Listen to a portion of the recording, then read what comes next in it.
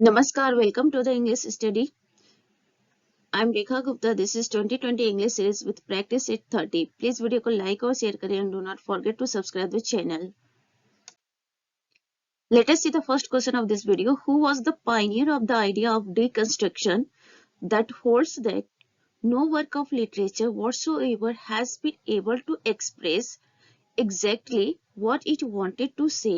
तो लिटरेचर का ऐसा कोई वर्क नहीं है कि जो ये एग्जैक्टली कहना चाहता है उस बात को कोई एक्सप्रेस कर सके। ऐसा डिकंस्ट्रक्शन को लेकर कहा है, किसने कहा है? तो that is Jacques Derrida. Jacques Derrida जो है डिकंस्ट्रक्शन से रिलेटेड है, ये लिटरेरी क्रिटिसिज्म है। तो जो डिकंस्ट्रक्शन वाली टॉपिक है उस टॉपिक से जुड़े हैं जैक्स डेरिडा और इनकी ओपिनियन है कि नो वर्क ऑफ लिटरेचर का कोई भी वर्क नहीं है जो whatsoever has been able to express exactly what it wanted to say, जो ये कहना चाहता है एग्जैक्टली उस बात को वो एक्सप्रेस कर सके। तो ऐसा कोई भी लिटरेचर का वर्क नहीं है, ऐसा जैक्स डेरिडा की ओपिनियन है और डिकंस्ट्रक्शन को लेकर इन्होंने अपना ये आइडिया प्रेजेंट किया है। Question number 2, what is an eclogue? Eclogue क्या होता है? A short pastoral poem in which satyrs converse with one another. तो एक पोएम होता है, पेस्टोरल पोएम होता है छोटा सा, जिसमें सेफर्स क्या करते हैं? आपस में कन्वर्सेशन करते हैं। तो याद रखेंगे eclogue is a short pastoral poem जिसमें सेफर्स क्या होते हैं? एक दूसरे से बातें करते हैं। Third question, epistle is a letter in verse. Epistle क्या होता है? वर्स फॉर्म में लेटर होता है। तो एपिस्टलरी नॉवेल के बारे में भी आप लोगों ने सुना होगा। तो वो किस तरह का नॉवेल होता है? उस नॉवेल में लेटर के थ्रू जो है स्टोरी आगे प्रोसीड होती है। तो याद रखेंगे epistle is a letter in verse. Epistle से एपिस्टलरी नॉवेल भी है जिसमें जो स्टोरी होती है नॉवेल की वो लेटर के थ्रू आगे बढ़ता है। Question number 4, the chief 4 types of composition are argumentation, description, narration and exposition. तो यहाँ पे कंपोजिशन के 4 टाइप्स की बात की जा रही है कि वो कौन कौन से 4 टाइप्स है। तो आर्ग्यूमेंटेशन है, डिस्क्रिप्शन है, नरेशन है and fourth one is exposition. तो याद रखेंगे कंपोजिशन के ये 4 टाइप्स है, argumentation, description, narration, exposition. Question number 5. The school of poetry which flourished under the leadership of Ezra Pound in the second decade of 20th century is Imagism. Ezra pond से related question है कि वो जो the school of poetry जो Ezra pond के leadership के under flourish होता है, यानी कि द स्कूल ऑफ पोएट्री जो एजरा पॉन्ड के माध्यम से फ्लोरिश होता है, आगे बढ़ता है, या जिसको एजरा पॉन्ड लीड करते हैं, कब? 20th सेंचुरी के सेकेंड डिकेड में। तो उस स्कूल ऑफ पोएट्री को क्या कहते हैं? तो दैट इज कॉल्ड इमेगिज्म। तो डायरेक्ट में क्वेश्चन पूछा जा सकता है कि इमेगिज्म से रिलेटेड कौन ऑथर है, कौन पोएट है? तो एजरा पाउंड है। या इमेगिज्म को प्रोपाउंड करने वाले कौन है, इसके पायनियर कौन है? तो एजरा पाउंड है, याद रखेंगे। तो imagism is a kind of school of poetry जिसके लीडर कौन थे? एजरा पाउंड थे। और ये किस टाइम में? जो सेकेंड डिकेड है 20th सेंचुरी के, उसी टाइम में ये इमेगिज्म पॉपुलर हुआ करता था।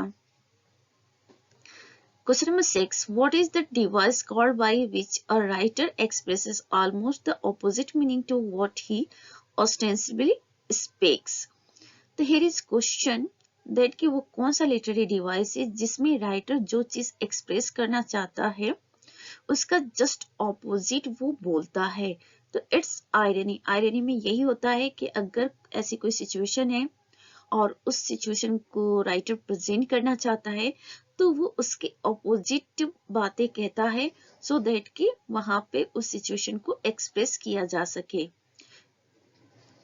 आयरनी के बारे में लिटरेरी डिवाइस वाले जो वीडियोस हैं उसमें बहुत अच्छे से आप लोग को एक्सप्लेन किया गया है। तो आप लोग जाकर उसमें देख सकते हैं कि आयरनी कैसे होते हैं और कितने प्रकार के होते हैं, सिचुएशनल आयरनी होते हैं, कई तरह के आयरनी होते हैं, तो आयरनी को लेकर वो वीडियोस हैं, आप लोग जाके देख सकते हैं। तो प्लेलिस्ट में जाइएगा, जहाँ पे लिटरेरी डिवाइस वाले प्लेलिस्ट होंगे वहाँ पे आपको मिल जाएगा आयरनी के बारे में डिटेल में। तो याद रखेंगे आयरनी क्या होता है, जिसमें राइटर जो कुछ एक्सप्रेस करना चाहता है जस्ट उसका ऑपोजिट मीनिंग बताता है। Question number 7, malpropism, which means ridiculous misuse of words, is derived from Mrs. Malprop in Sheridan's novel Life of Romulus। देखिए malpropism एक टर्म है और ये टर्म कहाँ से आता है, शेरिडन के नॉवेल से आता है। तो आरबी शेरिडन का नॉवेल है लाइफ ऑफ रोमुलस, वहीं से मालप्रोपिज्म जो टर्म है इसको बोरो किया गया है, जिसका मतलब होता है कि रिडिकुलस मिसयूज ऑफ वर्ड्स। तो जो वर्ड्स होते हैं, शब्द होते हैं, उसका रिडिकुलस वे में मिसयूज करना ही मालप्रोपिज्म कहलाता है।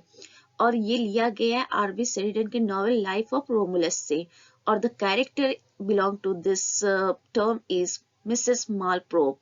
तो वो कैरेक्टर जो इस टर्म को क्या करते हैं, एक तरह से यूज करती हैं, तो वो है मिसेस मालप्रोप। और मिसेस मालप्रोप के नाम पे मालप्रोपिज्म टर्म पड़ा है। मिसेस मालप्रोप क्या करती हैं, वर्ड्स का रिडिकुलस मिसयूज करती हैं, इसीलिए इन्हीं के नाम पे मालप्रोपिज्म टर्म पड़ा है। तो याद रखेंगे ये आरबी शेरिडन की नॉवेल लाइफ ऑफ रोमुलस से लिया गया है। तो क्वेश्चन पूछा जा सकता है कि मिसेस मालप्रोप नाम की कैरेक्टर कहाँ से लिया गया है, तो आरबी शेरिडन के नॉवेल लाइफ ऑफ रोमुलस से। या मालप्रोपिज्म क्या है तो वो भी बता देंगे, रिडिकुलस मिसयूज ऑफ वर्ड से। और इसको मतलब यूज कौन करता है तो बता देंगे मिसेस मालप्रोप करती हैं। कहाँ करती हैं, आरबी शेरिडन के नॉवेल लाइफ ऑफ रोमुलस में। Next question, lampoon is a crude defamatory satire usually attacking. देखिए यहाँ पे लैम्पून एक टर्म है और ये क्रूड डिफेमेटरी सटायर का तरीका है, और ये अटैक करता है किसी इंडिविजुअल को, यानी किसी इंडिविजुअल को अगर अटैक करना है थ्रू द सटायर तो लैम्पून का यूज किया जाता है। तो याद रखेंगे lampoon is a kind of satire, और ये किस तरह का सटायर होता है, क्रूड और डिफेमेटरी सटायर होता है, जिसमें किसी इंडिविजुअल को अटैक किया जाता है, टारगेट किया जाता है। Next question, a miracle play is one in which sacred subjects are presented। तो मिरेकल प्ले होते हैं, मोरेटिव प्ले होते हैं, तो बता दीजिए कि मिरेकल प्ले में क्या होता है, सेक्रेट सब्जेक्ट को प्रेजेंट किया जाता है। अब सेक्रेट सब्जेक्ट में क्या हो सकता है, मेडिकल प्ले के जो सेक्रेट सब्जेक्ट्स होते हैं वो जीसस क्राइस्ट हुआ, बाइबल की स्टोरीज हुए, या फिर कोई प्रेस्ट है उनसे रिलेटेड, ये सारे सेक्रेट सब्जेक्ट्स पे मिरेकल प्ले में स्टोरी प्रेजेंट किया जाता है। Next question, what is a monody. Monody क्या होता है, a poem of mourning spoken by one person only. Monody is a kind of poem, एक पोएम होता है, और किस तरह का पोएम होता है, मॉर्निंग का, मतलब सैड होता है, ये एलिजिक टाइप की पोएट्री होती है, इसमें एक आदमी बस बोलता है। तो याद रखेंगे मोनोडी क्या है, मॉर्निंग की पोएम है, यानी कि अ पोएम ऑफ मॉर्निंग मतलब एक बिलाप वाली पोएम होती है जिसमें दुख दर्द इंसान अपना एक्सप्रेस करता है, और एक पर्सन के द्वारा ये बोला जाता है, मोनोडी। देखिए ये जो वीडियो है बहुत ही इंपॉर्टेंट वीडियो है, और बहुत अच्छी अच्छी टर्म्स है जो बहुत आपके लिए यूजफुल हो सकता है, एग्जाम्स में पूछे जा सकते हैं, और स्पेशली नेट एग्जाम्स में तो ये सारे टर्म्स आ ही सकते हैं। तो आप लोग प्लीज वीडियो को लाइक और शेयर जरूर करिए, साथ में चैनल को सब्सक्राइब नहीं किए तो उसे भी कर दीजिए, बेल आइकन भी प्रेस कर दीजिए सो दैट की नोटिफिकेशन आप लोगों को मिलता रहे। तो आप लोग मोटिवेट करेंगे तो और भी अच्छे वीडियोस आते रहेंगे। तो देख लीजिए मिरेकल प्ले में क्या होता है, सेक्रेट सब्जेक्ट होता है, और मोनोडी क्या होता है, अ पोएम ऑफ मॉर्निंग होता है, spoken by one person. Question number 11, limerick is a special often ribald species of light was first popularized by Edward Lear। देखिए लिमेरिक क्या होता है, 5 लाइन की स्टेंजा वाली पोयम होती है, और इसको पॉपुलर कौन किया था, एडवर्ड लियर ने किया था सबसे पहले। तो ये किस तरह का वर्स होता है, लिमेरिक जो पोयम होता है किस तरह का होता है, लाइट वर्स होता है, ठीक है।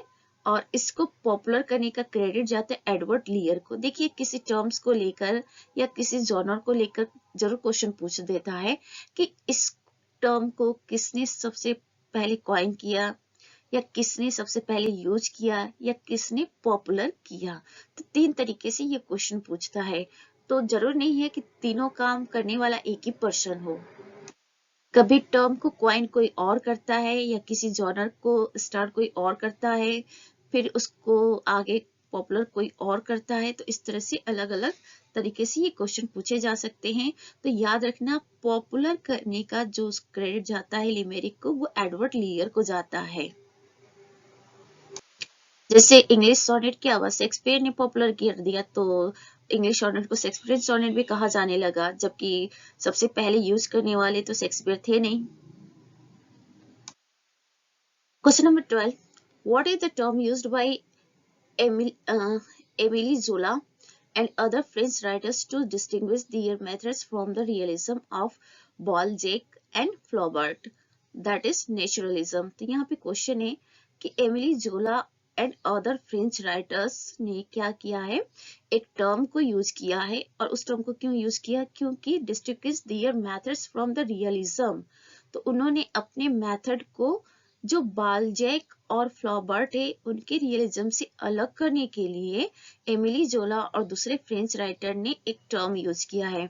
तो दैट टर्म इज नेचुरलिज्म। तो याद रखेंगे कि फ्रेंच राइटिंग में एमिली जोला जो है और दूसरे फ्रेंच राइटर्स क्या करते हैं, अपने मेथड्स को डिफर करने के लिए, किन से डिफर करने के लिए, बाल्जैक और फ्लॉबर्ट से। तो बाल्जैक और फ्लॉबर्ट के जो रियलिज्म है उससे डिफर करने के लिए एमिली जोला और दूसरे फ्रेंच राइटर ने नेचुरलिज्म को यूज किया है। Next question, who coined the term dissociation of sensibility? तो इट्स टी.एस. एलियट। तो याद रखेंगे डिसोसिएशन ऑफ सेंसिबिलिटी जो फ्रेज है, टर्म है, इसको कॉइन किया है टी.एस. एलियट ने।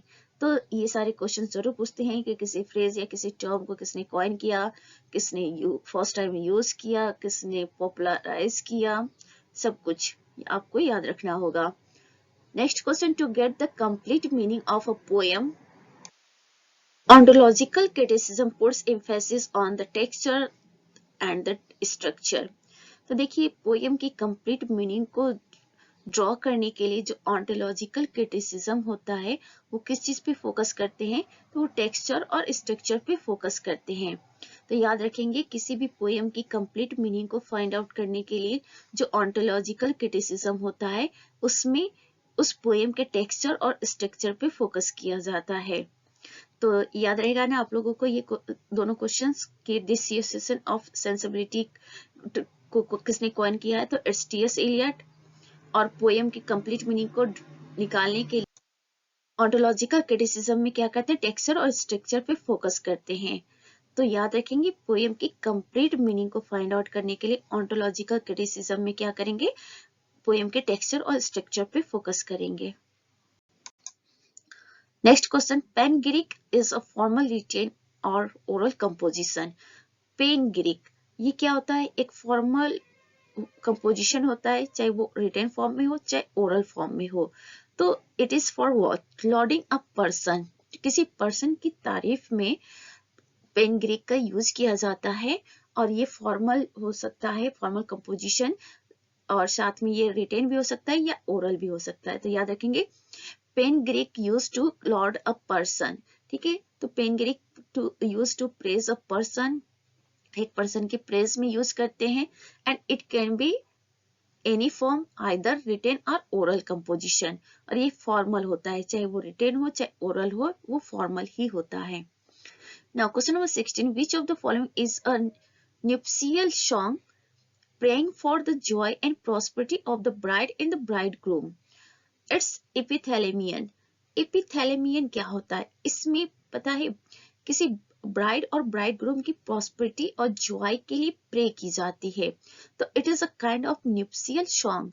याद रखेंगे न्यूप्सियल सॉन्ग होता है और इसमें ब्राइड और ब्राइड ग्रूम के जॉय और प्रॉस्पेरिटी को लेकर प्रे की जाती है। तो इट इज कॉल्ड epithalamion। याद रखेंगे epithalamion। What is nuptial song, What it has been used for? It has been used for to bride and bridegroom's prosperity. Next question, Irving Babbitt, Paul Elmer More, and Norman Porter started a reactionary movement against the excess of romantic individualism and realistic naturalism of the 1920s. What was the movement called? It's called New Humanism. Irving Babbitt, Paul Elmer More, Norman Foerster, तो ये तीन नाम याद रखेंगे आप लोग, Irving Babbitt, Paul Elmer More and Norman Foerster. इन लोगों ने एक रिएक्शनरी मूवमेंट स्टार्ट किया था, किसके अगेंस्ट? रोमांटिक इंडिविजुअलिज्म और रियलिस्टिक नेचुरलिज्म के अगेंस्ट। कब किया था? 1920s के टाइम में। तो उस मूवमेंट का नाम पूछा जा रहा है, तो that movement is new humanism. तो याद रखेंगे न्यू ह्यूमनिज्म से रिलेटेड कौन कौन लोग हैं? इरविंग बेबिट है, पॉल एल्मर मोर है और नॉर्मन फॉर्टर हैं। और इन लोगों ने ये न्यू ह्यूमनिज्म किसके अगेंस्ट स्टार्ट किया था? रोमांटिक इंडिविजुअलिज्म और रियलिस्टिक नेचुरलिज्म के अगेंस्ट। कब किया था? 1920s में। तो न्यू ह्यूमनिज्म आप लोग याद रखेंगे, the movement. Question number 18. What is the device called by which non-human and non-living nature is credited with human emotions? It's pathetic fallacy. Pathetic fallacy क्या होता है? इसमें non-human और non-living nature को human emotions दिए जाते हैं। तो ये literary device है pathetic fallacy, और इसमें जो non-human और non-living nature होते हैं उनके अंदर human emotions put किए जाते हैं, और इसके बाद इसका यूज हो जाता है पैथेटिक फॉलेसी का। तो कहीं भी लिटरेचर में अगर नॉन ह्यूमन और नॉन लिविंग नेचर के अंदर ह्यूमन इमोशंस पुट किए गए हों, तो वहां पे लिटरेरी डिवाइस की बात हो तो याद रखिएगा पैथेटिक फॉलेसी यूज होगा, ठीक है। तो ऐसा तो पर्सोनिफिकेशन में भी होता है, तो थोड़ा सा उसमें डिफरेंस होता है, उसको याद रखेंगे। पर्सोनिफिकेशन में क्या होता है? यहाँ पे पैथेटिक फॉलेसी में इमोशंस की बात की जाती है, और पर्सोनिफिकेशन में क्या होता है कि नॉन लिविंग थिंग को डायरेक्ट ह्यूमन बीइंग के रूप में रिप्रेजेंट किया जाता है। तो ये डिफरेंस होता है इन दोनों में। Next question, purple passage means a sudden heightening of style which makes a section of work stand out among the rest।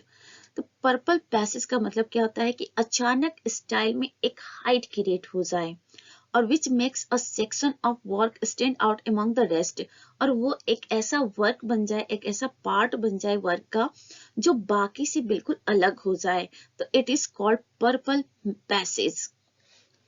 Question number 20, what is the term used to mean a sudden change of fortune in a play or story? Peripeteia. देखिए किसी play या story में अचानक कोई changes आ जाए, ठीक है, किस चीज में? फॉर्च्यून में। मतलब किसी प्ले या स्टोरी में स्टोरी चल रहा है और उसमें जो कैरेक्टर है उनके फॉर्च्यून में अचानक चेंजेस आ जाए, तो जो टर्म उसके लिए यूज किया जाता है दैट इज कॉल्ड पेरिपेटिया।